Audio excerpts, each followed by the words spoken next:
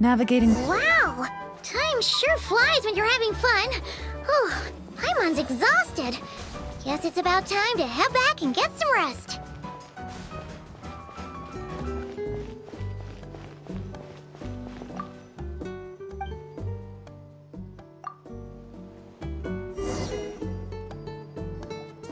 Morning, Traveler. Morning, Paimon.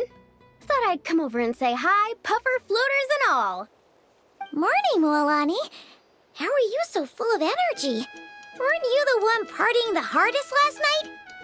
That was last night. I got a good night's sleep, and now I'm good as new. Here, take this. It's your prize for completing the album. I picked yours up, too, to save you the trip. Wow! Thanks, Mualani. That was so nice. When it comes to helping people, a good guide always thinks one step ahead, right?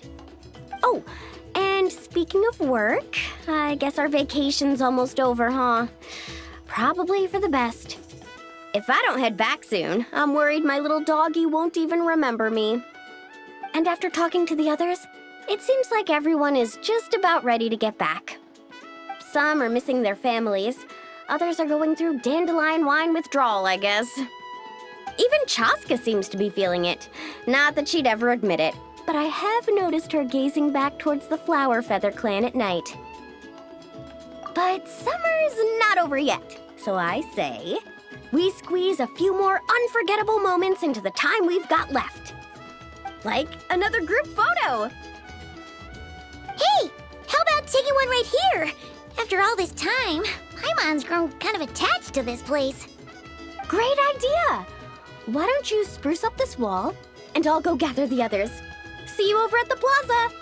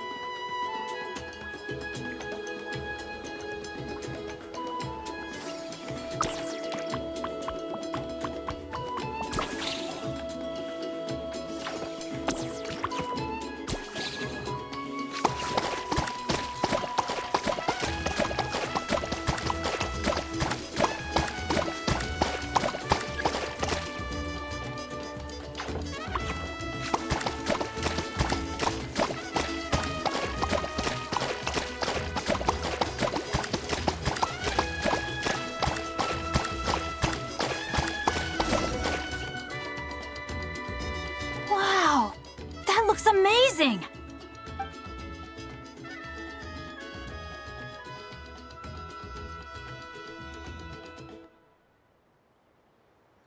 Guys, over here! We're gonna take a picture together! Oh, not bad, not bad. You're all looking full of energy this morning. Not a trace of bedhead or dark circles in sight. Whoa, you even look out for stuff like that? Well, what kind of guide would I be if I didn't pay attention to the details? Yeah, and what kind of bard would I be if I didn't appreciate a good drink? What's that got to do with anything?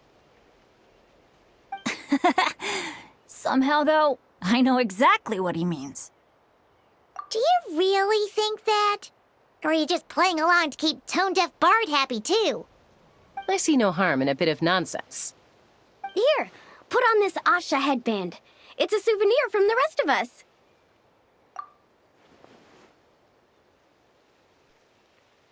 It really suits you. Alrighty then. 3, 2, 1. Paimon? Sorry. All that nonsense has got Paimon's head muddled. Her mind's gone completely blank. Don't want it all to end, huh? Are you worried once you say those words, the vacation will officially be over? How the... Paimon thought peacemakers couldn't read people's minds. Oh, Paimon. Don't worry, Paimon. Summer's sure to come again. Just like you said when you made that wish to the Pyro Archon. Even though we'll all be going our separate ways, as long as we cherish each other's friendship, I just know that our paths will cross again. Bennett's becoming quite the talker, huh, Professor Venti? Well, I wouldn't dare take credit for something like that. Your tone would suggest otherwise. Come on! Paimon was just starting to feel inspired! Why don't we just give it another try? Yeah, let's do it all together this time. Huh. What should we shout? Sounds good! 3, 2, 1. Lucky Star! So, what are your plans for the future, Bennett? If you're having trouble deciding, you can always park it in the People of the Springs for a bit. Or however long you want, really. Thanks for the kind offer, Moalani. I actually went to see the Pyro Archon to tell her how grateful I am for everything she's done for me. She told me that the domain we entered was an abyssal simulation of the Mare Javari. It was extremely unstable, and now it's completely gone. Later, when we got on to talking about my future, she said I was more than welcome to stay here in Natlan, but also that she would respect my decision, whatever it turned out to be. And after thinking it over, long and hard, I've decided to return to Mondstadt. You miss your dads, don't you? That's definitely part of it. I promised to tell them everything that happened on this adventure, and I can't go back on my word. But also, when I said goodbye to my mom and dad, I promised them I'd become the most legendary adventurer in all of Teyvat someday.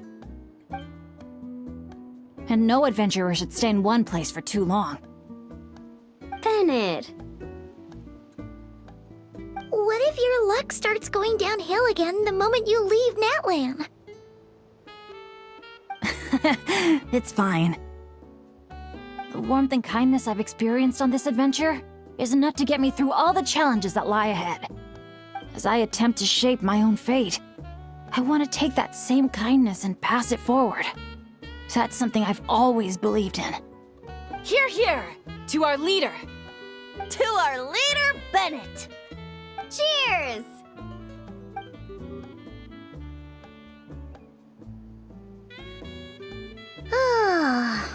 This is gonna be another all-nighter, isn't it? The fun never stops. Who's up to perform next? Bennett's almost fallen asleep several times now. No. I can still keep going. Go get some rest now, guys. And seeing as you've still got the energy, I'll leave the cleanup to you, Mualani. Huh? Why me? Traveler, perhaps you could join me for a walk? I know a great spot.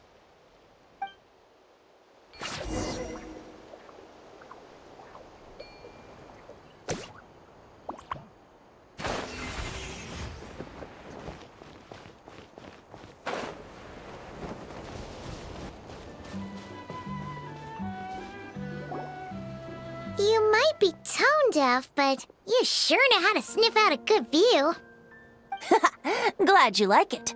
Some stories aren't meant for the birds, only for the stars high in the sky. More like a story that begins with time itself. Long, long ago, time began to write the story of this world. To her, all living beings were equal, both in their value and in significance. Like an ancient scroll, she engraved upon her memory all people, all events, all encounters, and all farewells. Back then, as an animal spirit, I had a chance encounter with Time at the Thousand Winds Temple. Hearing my wishes, she entrusted me with fragments of her power and authority. Sounds like you've heard the story of Time in the Wind before. Charming, isn't it? Through the memories engraved in rituals, poems, ruins, and ancient texts, the same beings she considered so insignificant have met her, time and time again. So, this is the story you wanted to share? More like the prologue. The corruption of the Mare Javari is tied to time itself. To put it another way, it is a calamity present in every moment that will ever be. Unlike time herself, I have always cherished many wishes in my heart. 500 years ago, to prevent the corruption of the Mare Javari from spreading beyond Tenochtitlán, I blew it off the timeline, turning it into the Windless Land. Oops, seems like I may have confused you. If you're asking about how the Mare Javari disappeared from Tenochtitlán 2 or 3 decades ago, there may be someone else better suited to tell that story. The Mare Javari has been the bearer of too many stories that weren't meant to be its own. I merely played a part in one of its chapters. And the choice I made 500 years ago came with a price. Some souls were unable to return to Mondstadt as a result, while others stayed to settle in this land, merging with the Monitu to become the Asha we see today. So the reason you're here in Tenochtitlán is because... Correct. I'm here to collaborate with the current Pyro Archon, Mawika. Correct again. The flame was our signal. Only by having Mawika open a rift between that space and the true Mare Javari could I sneak in and bring back all the souls who wish to return.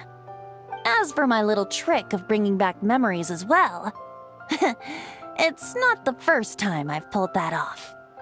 Mawika also mentioned that you were planning to introduce us. Looks like I beat you to it, huh? I was glad to discover that she shares my love for fine wine and freedom. We got along great. Well, it really took it out of me for a few days.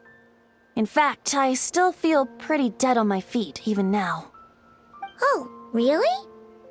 But thinking of all the Aether mead and dandelion wine still left to drink, I suppose I can hang in there a little longer. You don't look that tired to Paimon.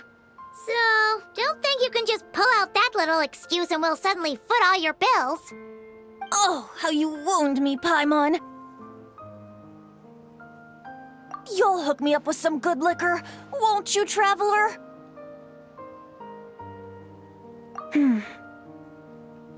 I suppose to protect Mondstadt, and that everyone who wishes to stay there has the freedom to choose their own path.